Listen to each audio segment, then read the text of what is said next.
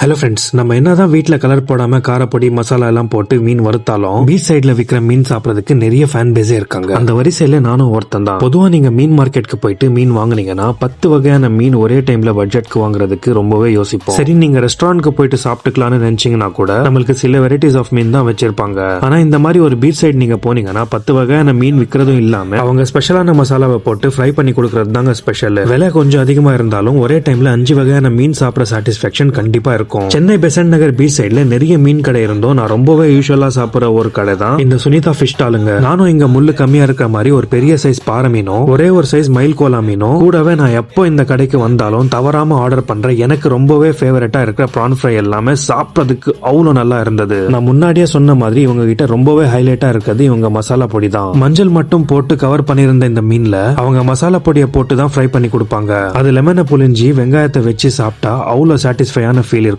நீங்க சென்னை பெசன்ட் நகர் beach side எல்லாம் வந்தீங்கன்னா கண்டிப்பா இந்த மாதிரி ஸ்பாட்ஸ் எல்லாம் ட்ரை பண்ணி பாருங்க.